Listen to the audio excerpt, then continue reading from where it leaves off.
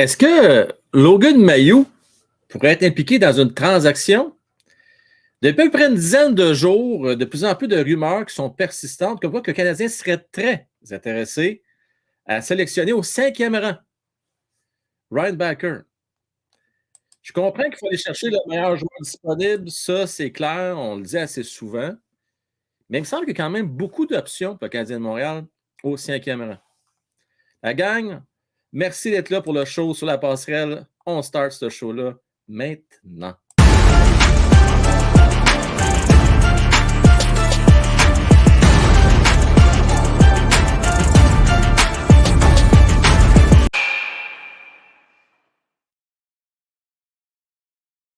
Hey, merci beaucoup. En ce beau dimanche soir, écoutez, ça a été un beau week-end avec un peu con que ça fait du bien.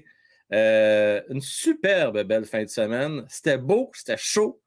C'est bien parfait. On aime ça de même. Puis, il y a quand même du beau hockey en fin de semaine. Et on va commencer avec la médaille d'or du Canada. Menée, entre autres, par nul autre que Samuel Montembeault, notre Monty, qui a aidé le Canada à remporter la médaille d'or. Et on va se dire une affaire, on regardait sur le papier, c'était pas une grosse équipe. Et j'ai été étonné de voir l'Allemagne, une équipe qui jouait bien ensemble, menée par Seider, et non le moins dans la défensive, et Müller, le vétéran de 37 ans du côté de l'Allemagne. Non, franchement, c'était une bonne game de hockey. J'ai jamais eu bien peur. J'avais confiance au Canada pour revenir de l'arrière, mais quand même, que l'Allemagne qui a mené 2 fois dans la game. Monty, qui, en fin de semaine, on va se le dire, je ne vais pas dire qu'il était mauvais, parce que ça arrive à tous les gardiens de but, des fois, d'accorder un mauvais but. Il y a un but, je suis sûr qu'il voudrait revoir, là, vous connaissez l'expression. La rondelle, il a passé à travers le corps. Mais, au final, écoutez, c'est une note de A+ pour M. Monty, qui était 2 fois le joueur du match, qui a aidé son équipe à rester dans le game cet après-midi et puis remporter la médaille d'or. Donc, bravo Canada, bravo à Monty, bravo aussi à Byron, même si, bon, ça n'a pas été un joueur, disons, déterminant, disons, qui a sorti du lot.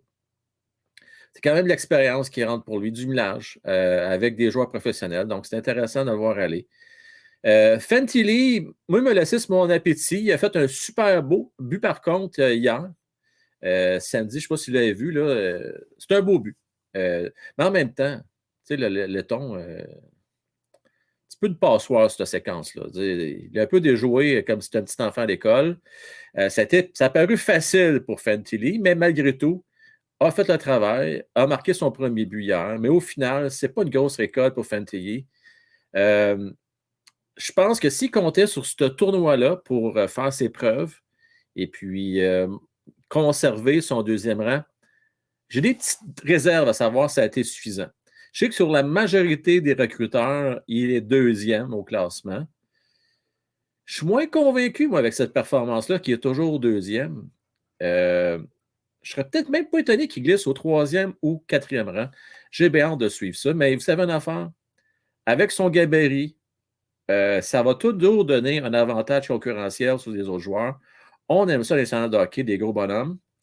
Et je pense que ça va l'aider probablement à sortir 2e. Je veux saluer Mario Boudreau qui est là depuis 16 heures cet après-midi. Merci à toi, mon cher Mario, d'être au rendez-vous. Je veux également saluer Julien André Trépanier, qui est d'ailleurs est d'accord. Et on va y revenir à Ryan Backer parce que ce soir, on a bien des sujets. Salut Julien, salutations à Nat Lafont qui est avec nous ce soir. Pascal Duquette, bravo à Monté. Salut Frank, salutations à toi. Merci d'être là, les boys. Salutations aussi à nul autre que Connor McCaulfield également, qui est avec nous autres. Oui, les sujets ce soir. On va parler, oui, de Ryan Backer. Pourquoi le Canadien irait repêcher un défenseur au 5e rang total plutôt que d'aller d'un joueur de centre ou un joueur d'avant quand on sait que c'est une des lacunes du Canadien de Montréal? Également, je veux vous parler de rumeurs persistantes. Je ne vais pas dire que ça va être vrai, là. Marc Bergevin pourrait être le successeur de Dubas à Toronto. Et Dubas, là, fait sa table. Il reste qu'à signer un pacte avec les Penguins de Pittsburgh. Vous pensez quoi de ces deux nouvelles-là, ces deux rumeurs-là?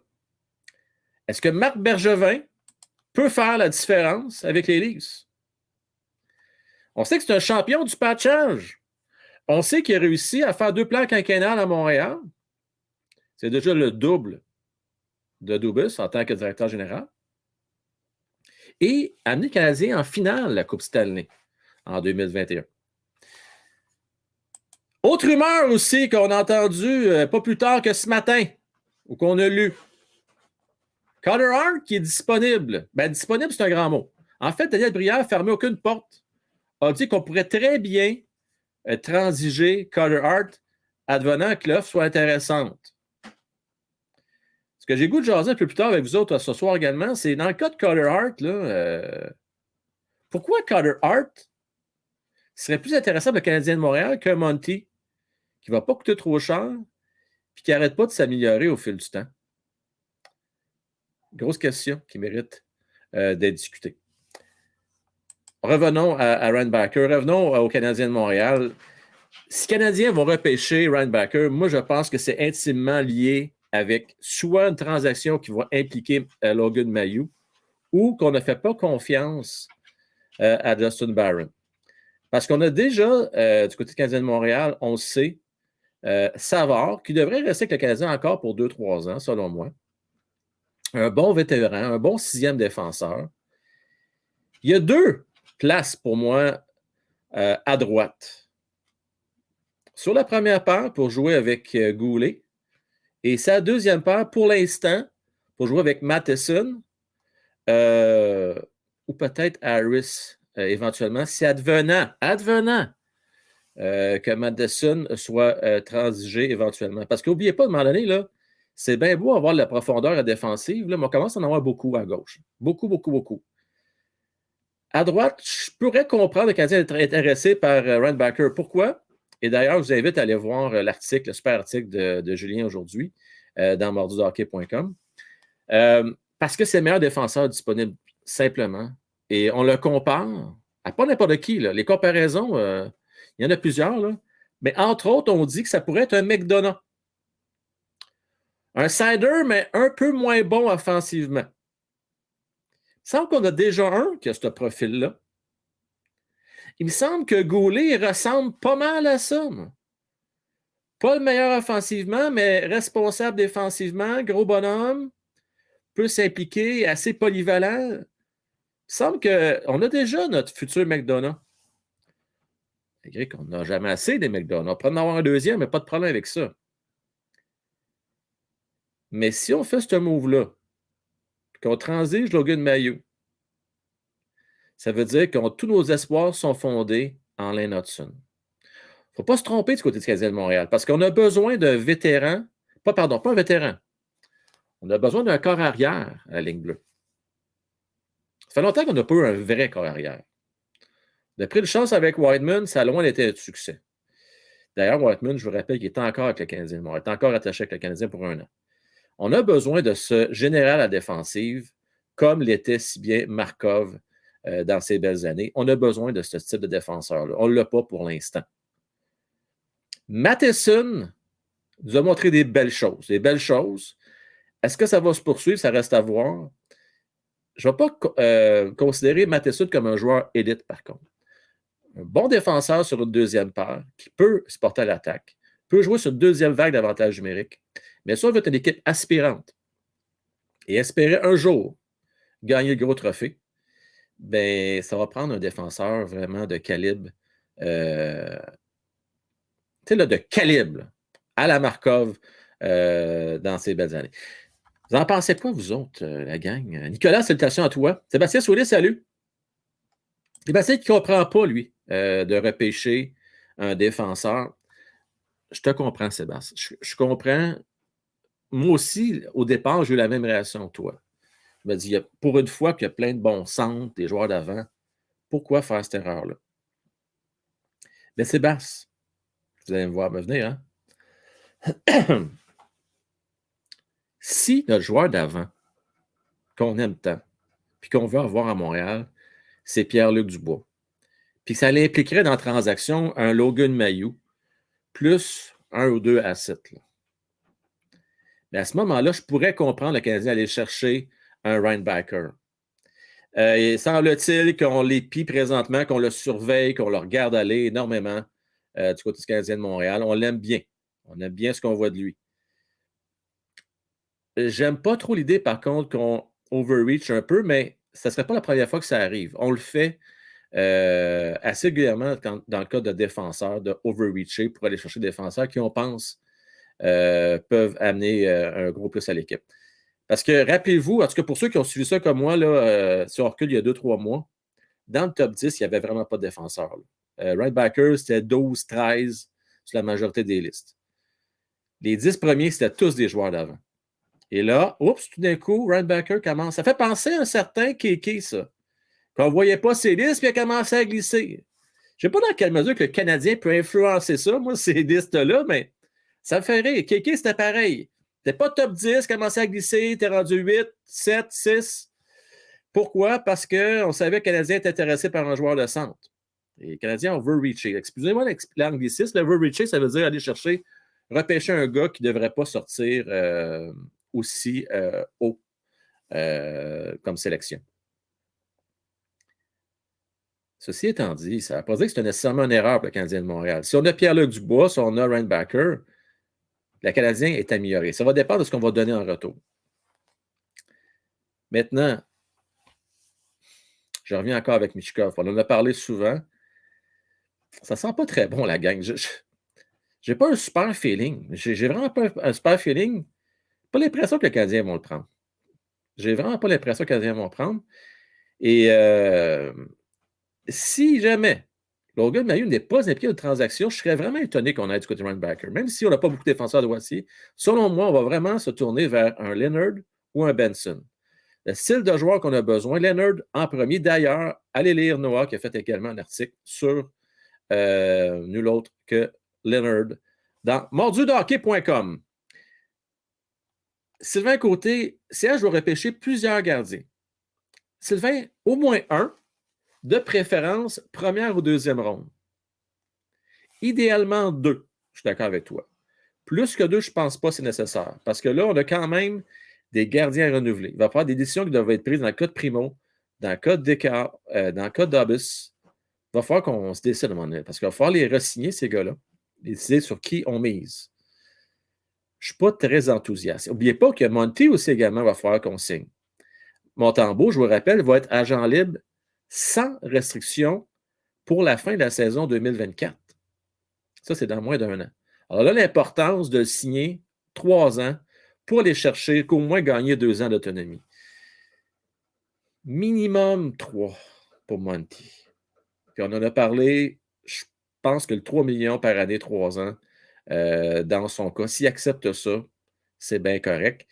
Et ça lui permet de faire ses preuves. Ça permet de faire ses preuves.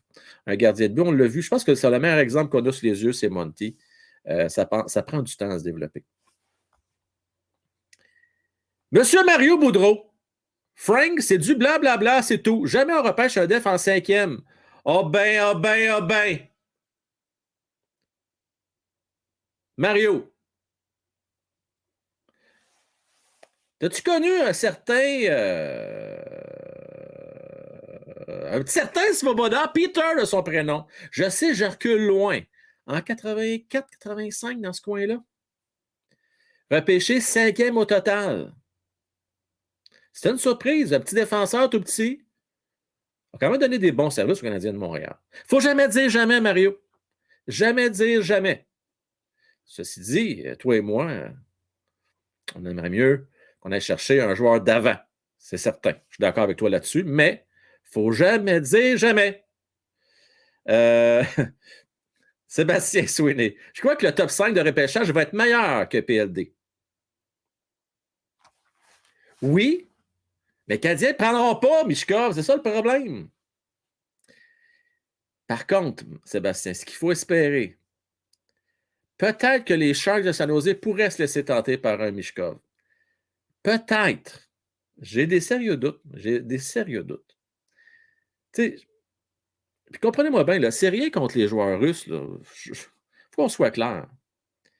Mais regardez, là, ça a l'air, je ne sais pas si vous avez lu ça aujourd'hui, il va falloir attendre plusieurs années avant de revoir la Russie participer à des mondiaux au hockey. Je veux dire, ça ne regarde pas bien. Peut-être que dans 6 ans, ça va être réglé, tout ça. Là. Mais à court, moyen terme, il faut être prêt. Pour l'équipe qui vont repêcher, il faut se dire que pour au moins 3 ans, on oublie le projet. Mais si ça traîne comme les Kaprizov, 4, 5, 6 ans, ce n'est pas toutes les équipes. Et je ne sais pas vraiment si les Canadiens sont prêts à attendre 6 ans. Moi, je suis prêt, Sébastien. Je ne suis pas certain que les Canadiens sont aussi patients. Ils vont vouloir être compétitifs plus vite que ça, d'après moi. Ils vont laisser cette décision difficile-là à une autre équipe. Pas mal certain de ça. Autre sujet que je voudrais parler avec vous autres, c'est Montembeault au Carter Hart. Tu sais, je regarde les meilleurs jeunes gardiens actuellement. C'est un peu radon. C'est dommage, là, mais ils ont tous des problèmes personnels à gérer. Rappelez-vous Carter Hart qui a dû se retirer pour un bout de temps, ça allait pas bien, problème personnel, puis problème de confiance et tout ça. Et il a fallu vraiment qu'il se retrouve. Là. Ça ne marchait pas en toute son affaire. Spencer Knight, qui a demandé l'aide à l'international de hockey dans les dernières semaines, derniers mois.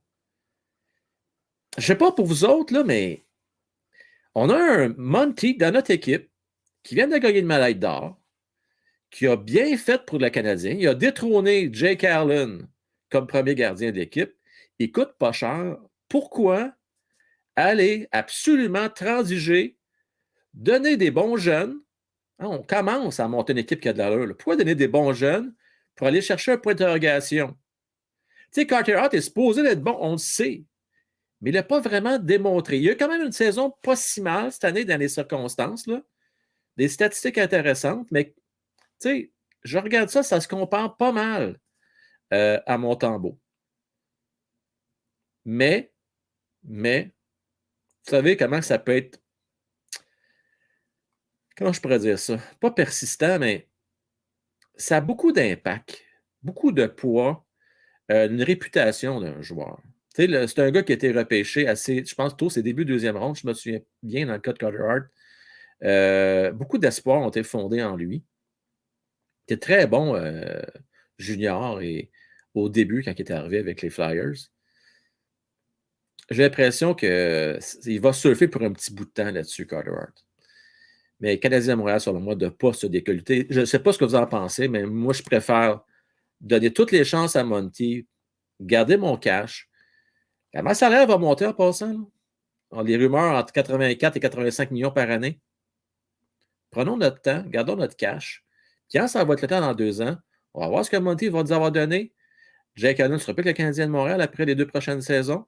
Puis là, on prendra des décisions qui s'imposent. Sylvain Côté. En passant, je veux jamais que tu t'excuses, mon Sylvain. C'est toujours un plaisir de te lire. Excuse-moi, Frank, je dois partir des gardiens. Tu n'as jamais assez dans la façon que le hockey se joue aujourd'hui. Plusieurs blessures gardiens. C'est un maudit bon point. Très bon point. Je suis d'accord avec toi. Beaucoup de gardiens blessés. Vous avez juste regardé les séries éliminatoires présentement. Regardez les Golden Knights de Vegas. Ils étaient rendus, je pense, à leur 4e gardien de but à un moment donné en séries éliminatoires.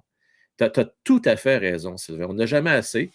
L'affaire, c'est que tu as une limite quand même, dans le sens que tu as droit à avoir 23 contrats professionnels signés. Est-ce que tu vas signer 3 gardiens de but? Ça se fait, là. C'est pas impossible. Quand je signe 3 gardiens de but, je parle de 3 gardiens de but avec un contrat qu'on appelle one-way. Donc, juste Ligue nationale, c'est-à-dire que tu dois envoyer au balotage. Ça va être le cas de Primo. Là. Primo, si jamais on le signe one-way, on l'envoie, même si c'est two-way, je ne me trompe pas, dès qu'il joue dans les salles de hockey, si on l'envoie avec le Rocket de Laval, il va être soumis au balotage. C'est un risque, Sylvain. C'est un risque. Nat Lafont, merci de rappeler pour les pouces. Puis, je vais juste vous dire une affaire. Peut-être que vous ne l'avez pas remarqué. Ceux qui sont en direct présentement, juste vous le dire. Vous êtes là parce que vous êtes membre, parce que vous supportez en étant soit membre vestiaire des pros ou plus. Moi, ce que je fais, c'est que je prends l'extrait de cette vidéo-là et je le republie. La même vidéo, mais je le republie pour tout le monde, en fait, pour tout le monde.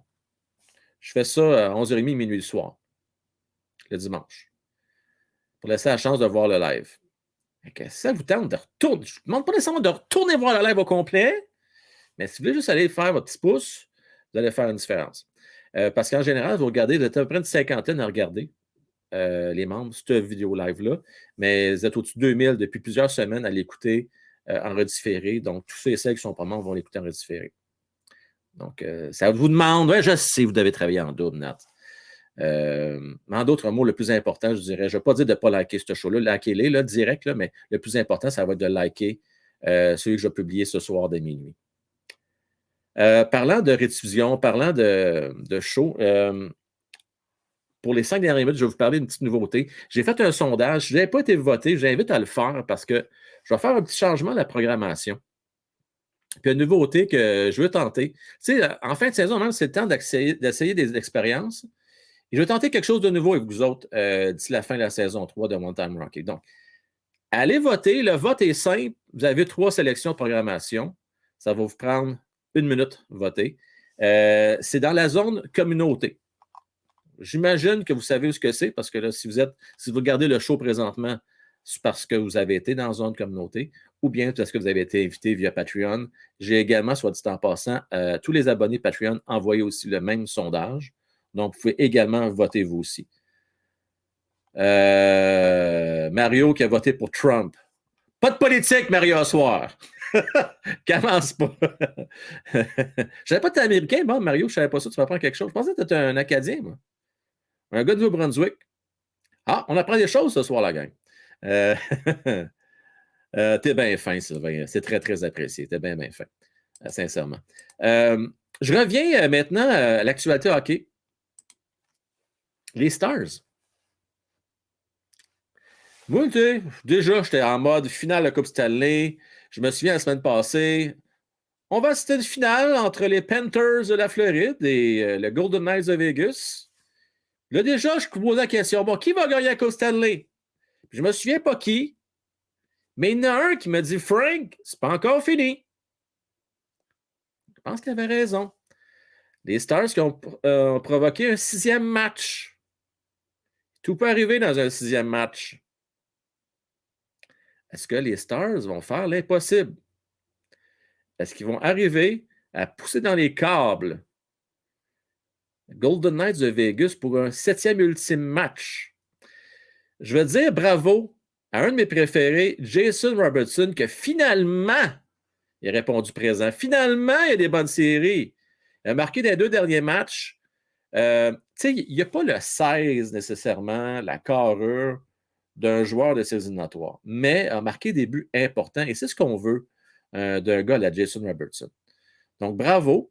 Et plus ça avance, ben écoutez, là, notre cher, c'est un grand mot, je ne sais pas si notre cher, je n'ai pas vraiment aimé le geste qu'il a posé, mais Jimmy Benn va être de retour. Il y a des choses à se faire pardonner. Vous savez, il y a des. Je pense que les ingrédients sont réunis pour avoir un 7e match. Ça pourrait être bien excitant, en tout cas. Donc, bien hâte de suivre ça, ce 6e match-là. Je veux saluer Chris Tucker qui est avec nous autres. Salutations à toi, mon cher. Merci d'être avec nous autres. Bien apprécié. Je vais aller voir les résultats du sondage que j'ai fait. Je suis curieux. Parce que je vais vous annoncer des petites nouveautés. Direct là, live ce soir. Live. Alors, quelles sont vos réponses? Allez voir ça, donnez-moi une seconde. Là, je vais vous expliquer en même temps c'était quoi le sondage. C'est un sondage qui était réservé pour tous les membres payants, Zone des fans et plus. Ben écoutez, vous êtes 13 à avoir participé, puis c'est pas compliqué, 100%. Vous avez tous répondu à la même affaire. Tout le monde, sans exception. Alors voici, je vous annonce, là, je pense, en moins que servir d'abord, je serais vraiment surpris que servir d'abord, là. Il reste 5 minutes avant que servir d'abord, servira pas de bord. Alors, j'annonce qu'est-ce qu'on va faire à partir de demain. Nouvelle programmation. Salut, mon Nicolas. Alors, lundi, forum. Pas de changement comme d'habitude. Mardi, on parle hockey, comme d'habitude. C'est à moi de me casser la tête, trouver un sujet d'actualité. 1, 2 ou 3 sujets d'actualité, puis on tourne en entour de ça. Nouveauté maintenant. Le mercredi soir, je veux mettre de l'avant tous ceux et celles qui prennent le temps de faire des commentaires ou poser des questions dans la zone de commentaires après les vidéos. Donc, je ne parle pas dans le chat comme vous le faites présentement, si bien. Je parle vraiment après avoir publié une vidéo. Vous avez des transactions, des suggestions, des questions, commentaires. Ce que je vais faire, je vais regrouper les questions, les suggestions, les transactions les plus intéressantes. Je vais monter un show avec ça. Ça va être le show du mercredi soir. Et je vais même, parmi ceux et celles qui sont membres payants, je vais prendre la question la plus fun, la plus intéressante. Je vais faire la manchette avec ça. Ça va être la course avec un peu. Donc, vous allez avoir votre mot à dire sur le show du mercredi soir. Je vais essayer ça dès ce mercredi. Et puis, pour le jeudi, ben, vous avez été quand même au moins 5-6 m'avoir écrit personnellement, que ce soit par courriel ou via Patreon. Vous m'avez demandé, hey Frank, c'était le fun les vendredis dans le temps, le show de variété. Ce serait le fun d'avoir encore ça cette année. Donc, j'annonce qu'on va le refaire, mais ça va être les jeudis. Pourquoi, mon cher Chris Tucker? Je sais que tu veux du 7 jours sur 7, mais moi, je veux avoir aussi du temps pour me reposer. Fait que je veux garder mon vendredi, samedi soir, me reposer, malgré que j'ai un vendredi par mois où on fait un gros show, le vendredi VIP pour les membres du président. Là. Mais je veux vraiment garder ces 2 soirées-là. Par contre, les jeudis soir, on va revenir avec des sujets variétés. Ça peut être de l'actualité, ça peut être des sujets matière qui amène matière à réflexion. Donc, c'est pas un sujet qui manque ces temps-ci. Et puis, je veux que ce soit un show qu'on soit quand même avec une certaine ouverture d'esprit. Là, je n'irai pas dans des affaires flyées, je l'avertis tout de suite. De temps en temps, j'aime ça, là, mais non, mais ça va être le fun. Je veux faire jaser, je veux faire réagir, puis je pense qu'on va passer du bon temps ensemble. Donc, je vais refaire ça les jeudis soirs. C'est ce que vous avez choisi d'ailleurs. J'ai proposé des shows du midi parce que je pense qu'il manque quelque chose de midi. Moi, je trouve qu'il n'y a plus grand-chose maintenant le midi, honnêtement. Mais c'est correct. Peut-être que cet été, je le ferai, on verra, mais vous avez choisi, en tout cas, la majorité, pas la majorité, c'est unanime. Vous voulez qu'on fasse les shows, on garde ça le soir comme à l'habitude, et c'est ce qu'on va faire. Donc, au final, on va parler de hockey du lundi au mercredi, jeudi, on va regarder ça pour des shows qui sont plus variétés. Ça va? Alors, fin de la parenthèse, on va mettre ça en place dès cette semaine. Sébastien qui veut des 24 heures tous les semaines, on va se calmer le pompon, mon Sébastien. Là. OK? On va dire une affaire, ça va coûter cher de Tim Horton, toi, si tu veux que je fasse des 24 heures tous les semaines. Crée-moi. Bisoun! C'est une bonne idée, intéressante pour le mercredi. Merci. Écoute, j'ai plusieurs à m'envoyer des commentaires. Puis, tu sais, souvent, vous avez des bonnes suggestions, des bonnes propositions. Je vous réponds, par écrit, mais pourquoi pas animer le show avec vos idées? Prêt de cool. Donc, on va essayer ça. Non, je comprends, Yannick, je comprends. C'est pas évident, je sais. Je sais, c'est pas évident, mais bon, moi, j'aurais fait un petit show de 30 minutes le midi, là, pour essayer d'aller chercher. Parce qu'il y a du monde le midi. Écoute, il y a quand même pas mal de monde qui regarde des shows, On jase et autres le midi. Puis, on ne peut pas oublier nos compatriotes. Compatriotes, je ne sais pas je sais, mais en tout cas, nos amis, on va dire nos amis européens. Qui aiment aussi le show, aiment nous écouter, aiment nous regarder en rediffusion. Ça aurait pu faire un show en direct pour eux autres. Mais c'est là que partie remise, mes chers amis européens. Je pense à vous. D'ailleurs, je ne sais pas s'il y a des Allemands parmi vous qui nous écoutez. Bonne équipe de hockey. Franchement, là, bonne équipe de hockey. Vous pouvez être fiers de votre médaille d'argent. Les Américains devaient être déçus, par contre. Même pas quand de remporter la médaille de bronze. Petite déception côté américain. Belle histoire, par contre, pour les Lettons. Les Lettoniens qui ont trouvé le moyen de remporter la médaille de bronze chez eux, c'est super. C'est vraiment une belle histoire, là, vraiment sharp. Ouais, tu l'as trouvé bonne, mon Sébastien. Écoutez, quand ça passe vite. Ça passe vite, les shows du dimanche, pour vrai. C'était carrément, ça passe vite. Vraiment trop, trop vite. Déjà la fin du show. Je vais en profiter pour vous remercier parce que si vous êtes là en direct, c'est parce que vous me supportez. Pour ceux qui ne l'ont pas encore fait, j'ai besoin de votre appui, que ce soit en likant le show, en partageant. Et si vous pouvez le faire financièrement, pour aussi peu que 2,99 par mois, être membre de la zone des fans, mais écoutez, ça me donne un coup de pouce. C'est avec la force du nombre. Hein? Fait que, à la gang, mais ça peut faire une grosse différence. Donc, merci d'avance. Puis, je vous souhaite une belle fin de soirée à tous et chacun. Puis, on se revoit demain soir avec Matt Man, Francis et Luc pour le forum. Je vous dis bonne fin de soirée, la gang. Ciao, bye.